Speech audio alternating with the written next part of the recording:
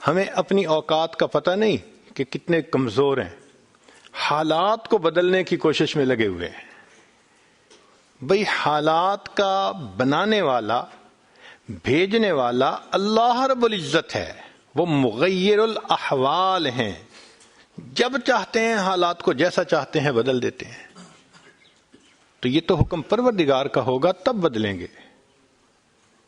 دنیا کے کہنے سے حالات بدلتے تو دنیا جنت نہ بن جاتی، ہر بندہ اپنی من مرضی کی زندگی گزار رہا ہوتا۔ تو ایک ترتیب ہے اللہ رب العزت کے ہاں، چنانچہ ہمارے مشائخ نے 4 باتیں کہی ہیں، لوہے کی لکیر ہے، جب آزمائیں گے ان باتوں کو کھرا پائیں گے۔ پہلی بات کہ جو شخص اپنے اعمال کو سنوار لیتا ہے اللہ تعالیٰ اس کے حالات کو سنوار دیتے ہیں۔ جو شخص اپنے اعمال کو سنوار لیتا ہے اللہ تعالیٰ اس کے حالات کو سنوار دیتے ہیں۔ ہم اس کوشش میں لگے ہوئے ہیں کہ حالات پہلے سنوریں پھر اعمال سنواریں گے۔ آپ بات کریں دوست سے، بھئی آپ مسجد میں نظر نہیں آتے، کچھ کاروباری حالات ٹھیک نہیں، ٹھیک ہو گئے تو میں مسجد میں آؤں گا۔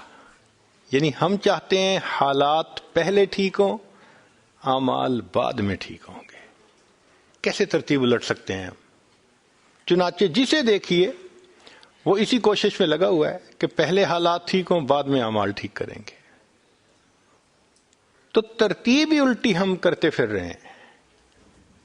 اعمال کو جو شخص سنوار لیتا ہے اللہ تعالیٰ اس کے حالات کو سنوار دیتے ہیں۔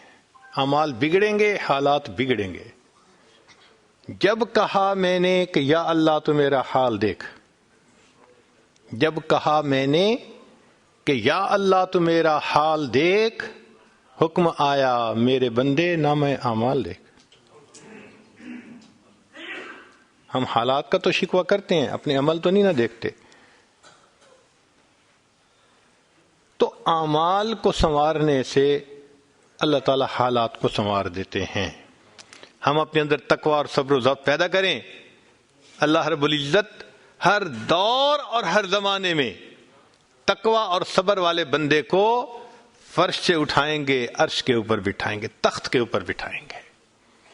اب تقوی اور صبر کی طرف تو ہم آتے نہیں، چاہتے ہیں زندگی تو رہے جیسے ہم گزار رہے ہیں، حالات سیدھے ہو جائیں۔ کیسے حالات سیدھے ہو سکتے ہیں؟ سمپل سی مثال ہے کہ بجلی سے ایک مشین چلتی ہے، اب ایک بندہ مشین کو روکنا چاہتا ہے، ایک ہی ترتیب ہے کہ پیچھے سے بٹن بند کرو۔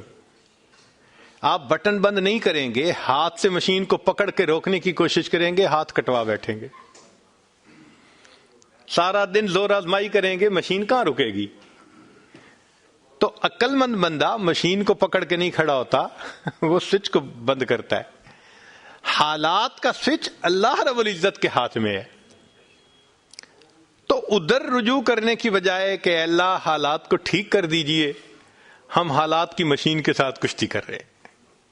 کون ہمیں عقل مند کہے؟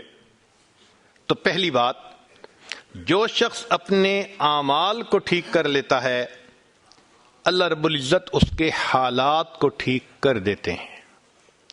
دوسری بات، جو شخص اپنی آخرت کو سنوار لیتا ہے اللہ تعالیٰ اس کی دنیا کو سنوار دیتے ہیں۔ ہم پھر الٹے چاہتے ہیں کہ پہلے دنیا سنورے پھر ہم آخرت سنواریں گے، یہاں پھر ہم غلطی کرتے ہیں، دن رات دنیا سنوارنے میں لگے ہوئے ہیں، پزل بنی ہوئی ہے، ایک حصہ جوڑتے ہیں تو دوسرا ٹوٹتا ہے، وہ توڑتے ہیں تو پہلا ٹوٹتا ہے، ہر بندہ لگا ہوا ہے اسی کوشش میں۔ تو اللہ رب العزت کے ہاں ترتیب یہ ہے۔ اس کی مثال اگر دیکھنی ہو، صحابہ رضی اللہ عنہ کی مبارک زندگیوں کو دیکھیے، انہوں نے اپنی آخرت کو سنوارا، اللہ نے اس کے نتیجے میں ان کی دنیا کو سنوار دیا۔ بات کیا تھی کہ نہ کیسر و کسریٰ سے دبے، چند وہ لوگ کے اونٹوں کے چرانے والے، اور جن کو کافور پہ ہوتا تھا نمک کا دھوکا، بن گئے دنیا کی تقدیر بدلنے والے۔ انہوں نے اپنی آخرت کو سنوارا، اللہ نے دنیا سنواری۔ کیسے؟ اطمینان، اتنا اطمینان کہ یمن سے جوان عورت چلتی ہے اور مدینہ طیبہ پہنچتی ہے اور پورے راستے میں کوئی اس کی طرف آنکھ اٹھا کر دیکھنے والا نہیں ہوتا۔ اللہ نے مال و دولت کے اتنے ڈھیر عطا کیے تھے۔ انس اللہ عنہ کہتے ہیں کہ میں لکڑی کاٹنے والے کلہاڑے سے سونے کی اینٹوں کو توڑا کرتا تھا۔ اب لکڑی کے کلہاڑے سے جو سونا ٹوٹے گا وہ تولوں میں اور گراموں میں تو نہیں نہ ہو سکتا۔ اللہ نے اتنی دولت ان کے قدموں میں ڈال دی تھی۔ بچہ پیدا ہوتا تھا، اس کا روزینہ متعین تھا۔ سیدنا عمر رضی اللہ عنہ نے ایک رات دیکھا، ایک عورت چھوٹے سے بچے کو روٹی کا ٹکڑا کھلانے کی کوشش کر رہی ہے، بچہ رو رہا ہے۔ پوچھا کیوں کر رہی ہو؟ کہنے لگی کہ امیر المومنین نے قانون بنایا ہوا ہے کہ جب بچہ دودھ چھوڑے گا پھر ہم بیت المال سے روزینہ متعین کریں گے، تو میں کوشش کر رہی ہوں۔ عمر رضی اللہ عنہ آئے، بہت روئے۔ صحابہ کہتے ہیں کہ اس دن فجر کی نماز پڑھائی، قرات کے اندر اتنا گریا اور بکا تھا کہ ہمیں سمجھنا مشکل ہو رہا تھا، اتنا رو رہے تھے۔ ہم حیران تھے آج امیر المومنین کو کیا ہوا۔ نماز پڑھانے کے بعد ممبر پر بیٹھے، عمر کے اوپر اللہ رحم کرے، اس نے کتنے بچوں کی جان لی ہوگی۔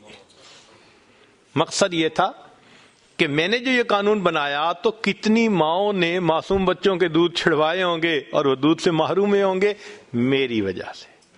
پھر اعلان فرمایا کوئی ماں بچے کو دودھ جلدی مت چھڑوائے، جس دن بچہ پیدا ہوگا اسی دن بیت المال سے وظیفہ متعین کر دیا جائے گا۔ آج سے 1400 سال پہلے ہے۔